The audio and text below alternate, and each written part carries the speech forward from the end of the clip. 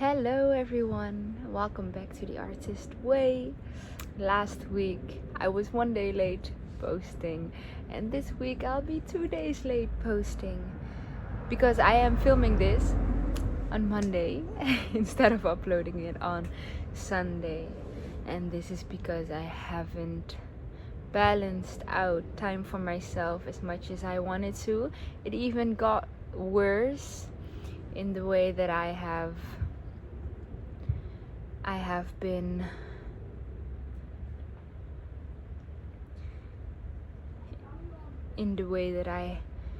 taking such little time of myself that emotionally and physically I just couldn't handle it anymore. So last weekend I released all of the emotion instead of filming this video. But of course, continuing on with the artist way and making this video is taking time for myself. So let me close my tent door. I'll be back. In little ways, I have been taking more space for myself. For instance, by taking this tent, which is initially for the children, but the group of this week is half of what we can host. So we have 30 children this week instead of 64.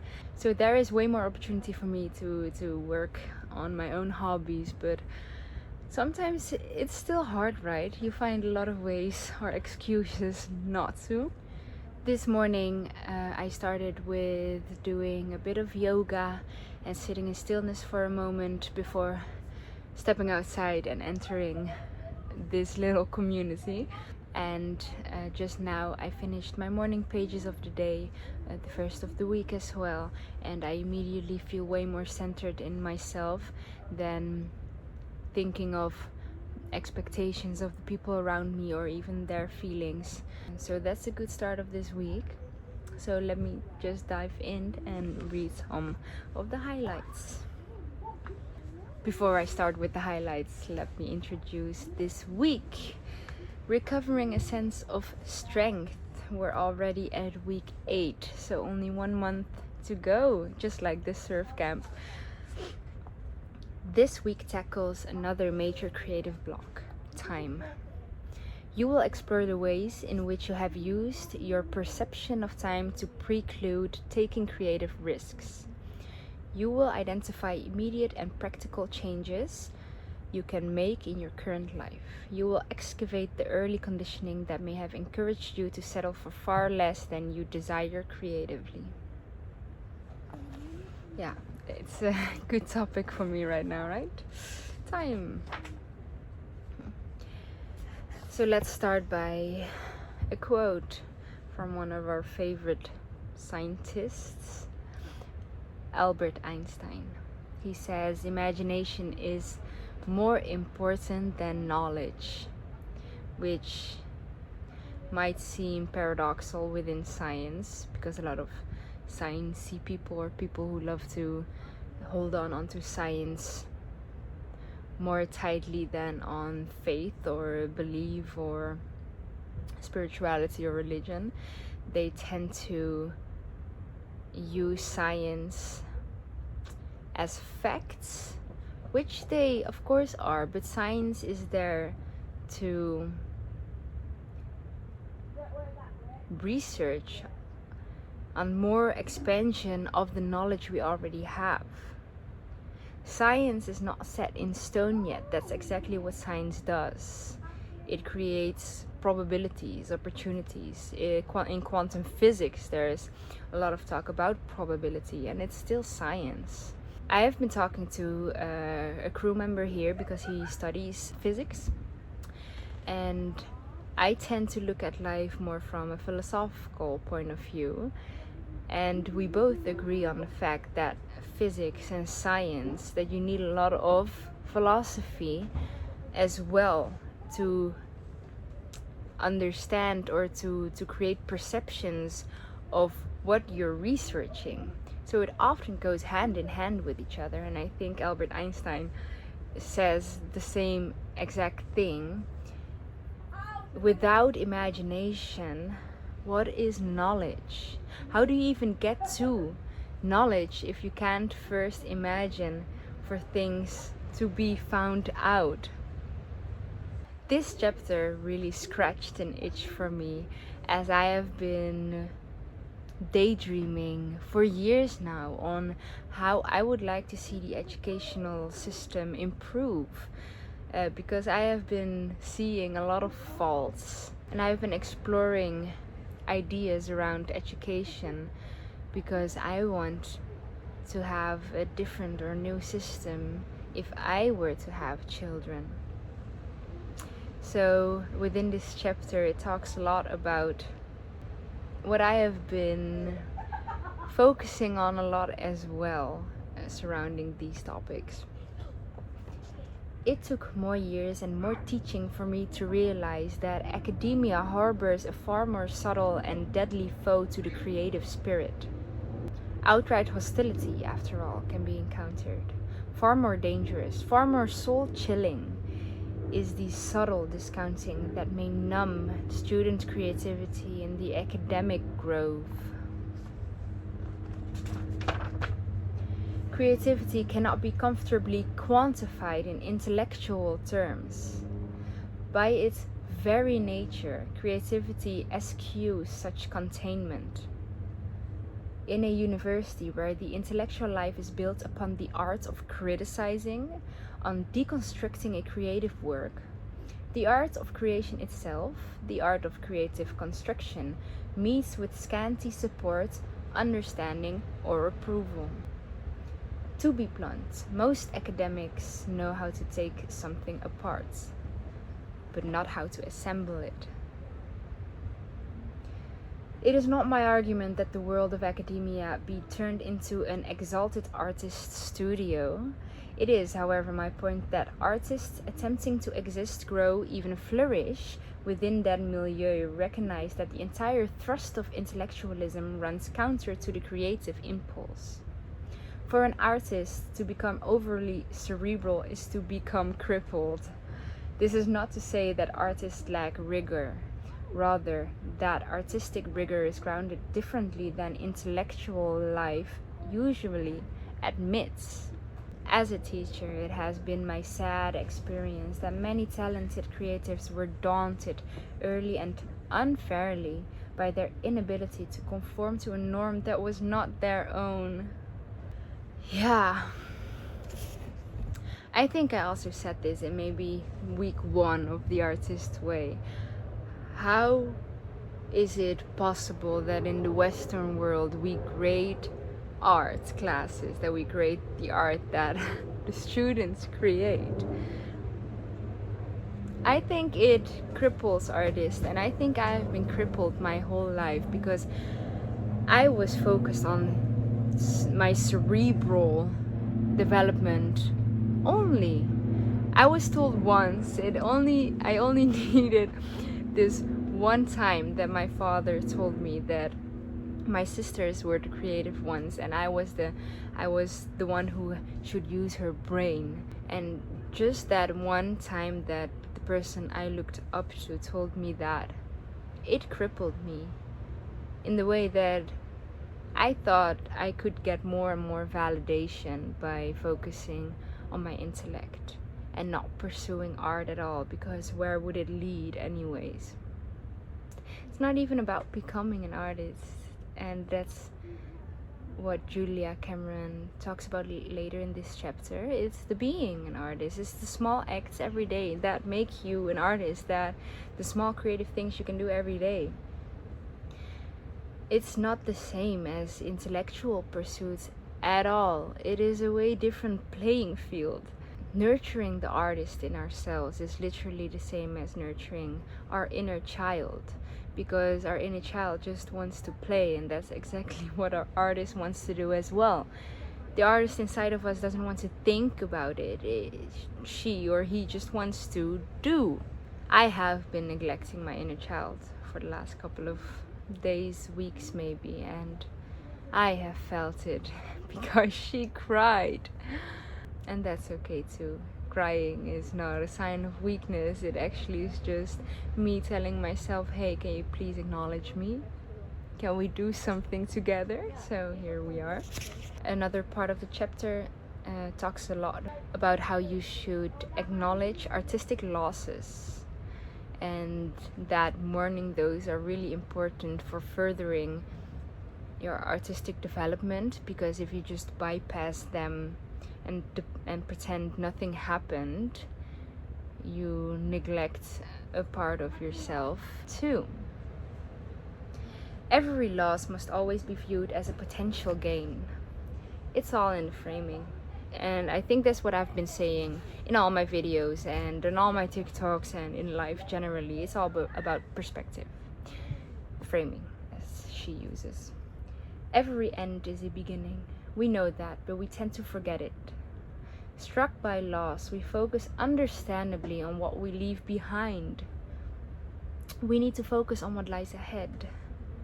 The trick is to metabolize pain as energy. And that's what they call alchemy in the spiritual world. I think I know how to do this reframing thing by knowing inherently, just by truly knowing that everything has good and bad sides, and even that is just attachments we place on it. Everything has two sides of a coin. So in every situation and everything that happens, you can choose the attachment you put onto it. You can choose what's good or bad. That's the trick. The trick is to conceptualize how a loss can fuel your next steps.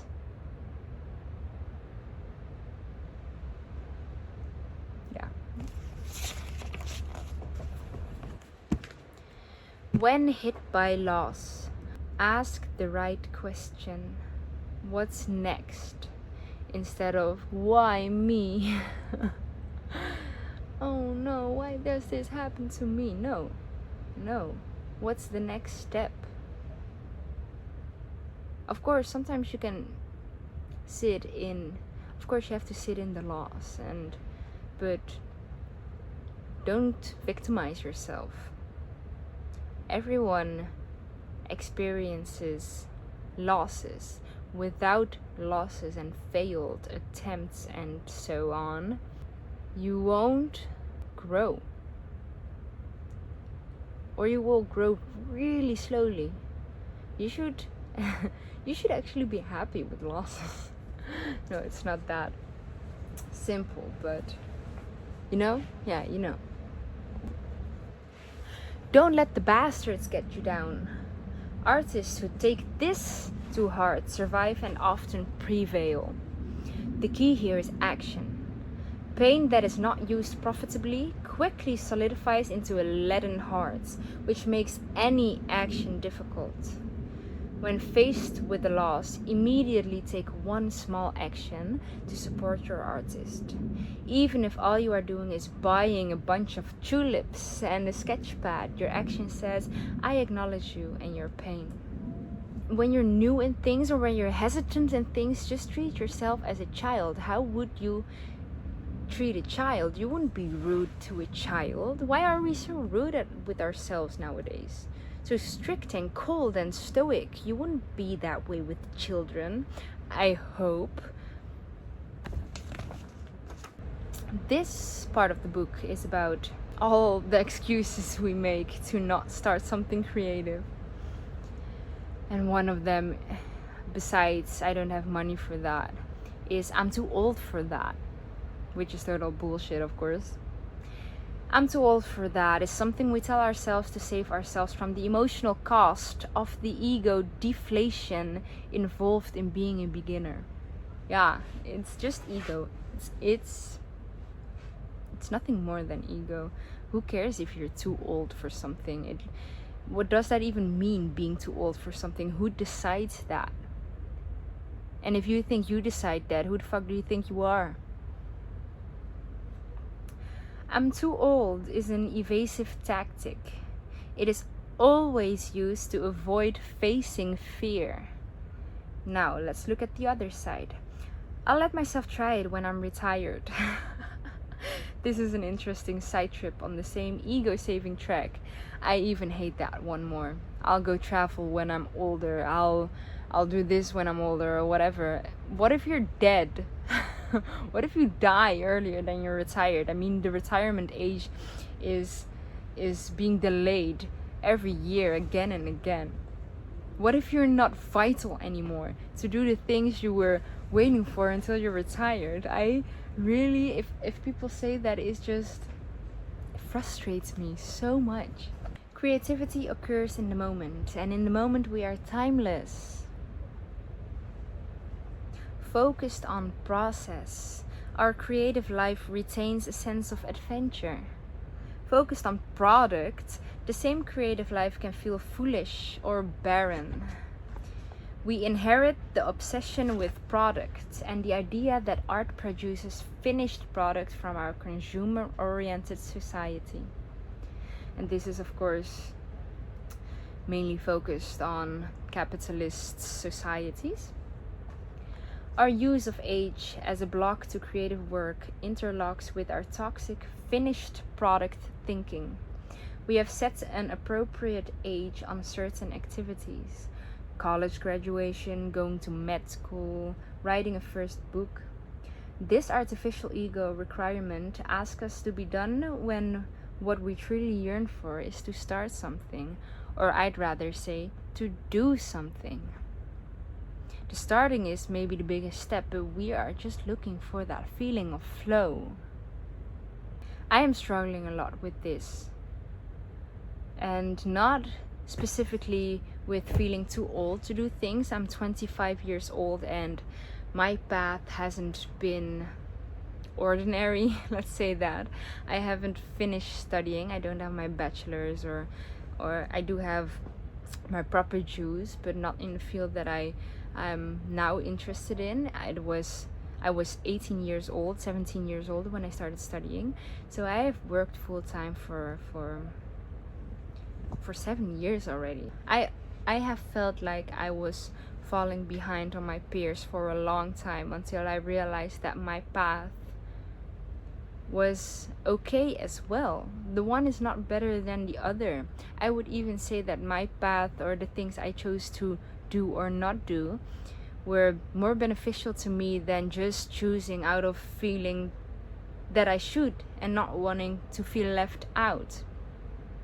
What I do really struggle with is within arts is thinking too much about the end product and how it will be perceived, instead of me just sitting in front of the camera and just talking. Because when I'm doing it, I'm enjoying myself very much. It's the same as with journaling. I love to get my ideas out and just talk. I'm a natural yapper, and I seem to forget that I love doing this. I seem to focus so much on the YouTube video being out there that my YouTube video starts with me explaining that like I'm doing it wrong. I think being raised by our society, especially when you are like me and you haven't had a lot of support from your parents, when you are raised with these values and these morals, how it's about finishing products and expertise and the worth tied to what you offer, then it is a journey to reprogram ourselves. I am right now in a journey of unlearning this way of thinking and learning that it is the activity itself that's worth more than, for instance, money. It's the same as realizing that time is not money. My time is worth way more than just money. I mean, my time is my energy, and money is a different kind of energy, but it doesn't encompass what my energy has to offer in the same way. indulging ourselves in a frantic fantasy of what our life would look like if we were real artists. We fail to see the many small creative changes that we could make at this very moment. This kind of look at the big picture thinking ignores the fact that a creative life is grounded on many, many small steps and very, very few large leaps. Rather than take a scary baby step towards our dreams, we rush to the edge of a cliff and then stand there quaking, saying, I can't leap, I can't. No one is asking you to leap. That's just drama. And for the purposes of a creative recovery, drama belongs on the page, or on the canvas, or in the clay, or in the acting class, or in the act of creativity, however small. The drama. Yeah, we're such drama queens. Even the people who pretend they're not and are like stoic and all that shit, those are the people who are like probably the biggest drama queens, but judge themselves for having these kinds of feelings, because it is very dramatic to say that if you want to pursue a more artistic life, that the life you already live has to stop. And it is not possible, because then I have to quit my job or do this or I need that, or it's not that dramatic. You can just start writing a page a day, or 3 like the morning pages, or you can just start doodling some more in your notebook, or you can just start singing every day, or you can dance in the mirror, or whatever. There's so much you can do to be a real artist, but you have to do it. It's in the verb. And last but not least, as the poet Theodore Roethke phrased it, we learn by going where we have to go. And this is totally my life's motto at this point in my life. I feel as if I know what I want. I want a lot of things, and by just going, paths will unfold themselves, and it is up to me to say yes or no to these chances and opportunities. So I learn where I'm going by just going, not by planning everything out at all. I'm planning on moving to Australia from September or October on, like on a work holiday visa, and I've been telling, everyone but I haven't booked anything yet. I don't even have my work holiday visa yet, because I'm open to other opportunities as well, as I want a lot of things, and this is one of the things. I want to work abroad, specifically Australia, but I also want to work as a podcast host. So if an opportunity arises that I can do that, maybe Australia will be put off. So I just learn by going where I want to go, and I love that I am finally carving my own path and not just following another path that was already created. And sometimes I do love to be in a world that was already created and be with people like here in the community. But I have to say that, and maybe I've always been this way, but I'm always I always have this one foot out of the door. I just don't feel like I want to be tied down, especially not at this point in my life. So even signing contracts, which I have, they're of course not holding me here if I wish to leave, which feels liberating to say. And I spoke about this in my last YouTube video as well. It is up to us to decide if we want to do the work or if we want to be where we're at. You can just leave. I think that is one of the biggest lessons within having boundaries, so within having a sense of self to protect, is you always have the right to leave. And if people or places or whatever, if they don't let you, it is such an unsafe place. your free will goes first. So I hope you enjoyed this video if you watched through the end, and I hope you enjoyed the background with the little back and the back as well. What do they always say? Like and subscribe or something? And just drop an emotion down below in the comment section for me to know you're here. Bye.